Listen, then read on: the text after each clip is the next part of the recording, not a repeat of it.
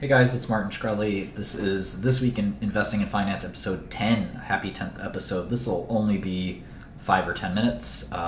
Next week will be back to the normal time. So sorry about the brief episode this week. Got a lot going on. Market was pretty interesting. Bitcoin rallied and has been pretty good shape. Crude is in this weird depression. The yield curve flattened a little bit, which I still think is pretty worrying, but the most important thing of all that happened is there was a big risk-on dynamic where biopharma was up 7%. Some of the biopharma indices were up like 10%. So a huge rally in biopharma, and tech stocks continued to rally. So it was a pretty interesting week. Oracle had a good quarter. Oracle was up 10%. It's pretty interesting when a big company like that is up 10%. So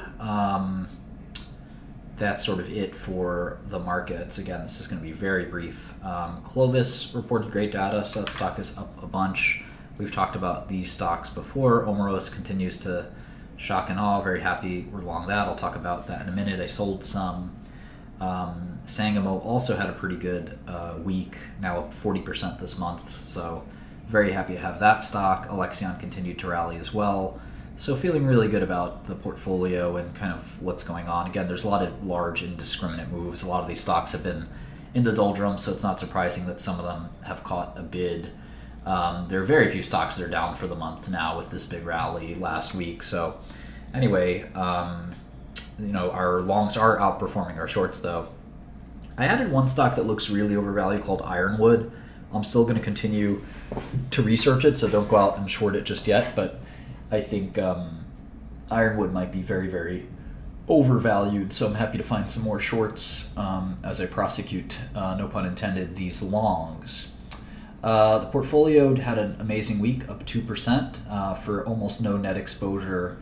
That's an incredible... Ironwood is not the secret short. I am short the secret short, so we still have some time before the secret short is unveiled, maybe next week, who knows. But with respect to the portfolio, we had a huge week, up 2.2%. Again, the S&P is only up 9% this year, so we're almost caught up to the S&P, up 6% with almost no net exposure, very little gross exposure as well. So really remarkable results for the portfolio. Hope that our good luck continues longer and longer. But for now, 6% in a year, it's only half the year, market neutral, low gross exposure, really nice performance. If I do say so myself, I hope that I could have this kind of performance for the rest of my life. But, we'll see. We're working hard on finding new stocks. So we all know I've trimmed Alexion before, but it's still the largest position, continues to do well. Gilead finally caught a little bit of a bounce. Regeneron's over 500, on its way to 600, I think. Avexis stopped acting like death and has started to perform relatively well. This is the riskiest stock in the portfolio, one of my favorite stocks in the world at the moment. The large cap stocks are kind of whatever. Like I mentioned, Sangamo's had a great week, but Spark and Unicure are still interesting positions to me in that hemophilia basket. PTC, Versatris, Horizon, I think I'm going to sell first thing next week.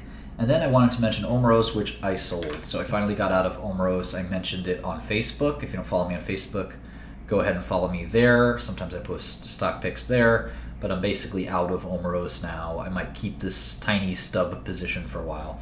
I shorted a software stock called Tableau. I've been digging into a lot of software companies lately, just as I kind of guide and run my private software company, and Tableau looks a little overvalued to me, but again, I put these little tiny positions, 10 basis points, just so I watch the companies and make sure that I really try to understand them over time.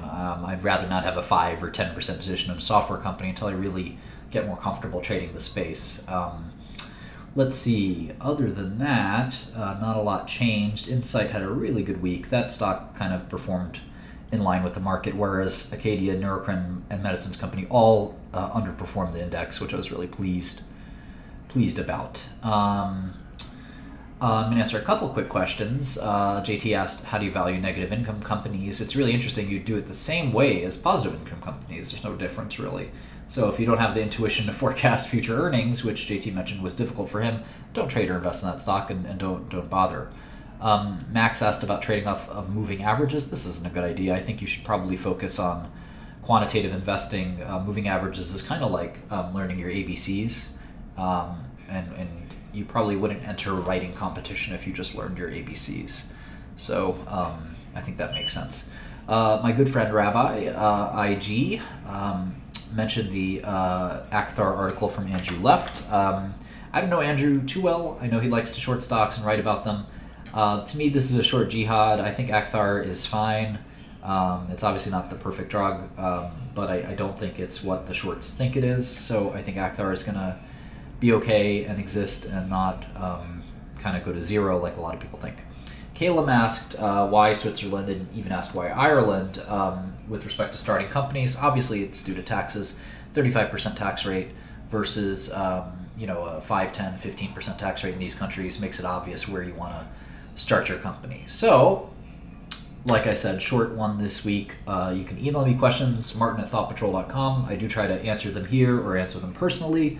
Follow me on Twitter, BLMBro, and you can sign up for Godel at godel.systems. So again, really sorry for the abridged lesson here, but I appreciate the sorry about that. I appreciate the interest nonetheless. And next week, like I said, I will promise to have a full lesson or podcast, or whatever you want to call these things. So again, thank you so much. Have a great day, everyone.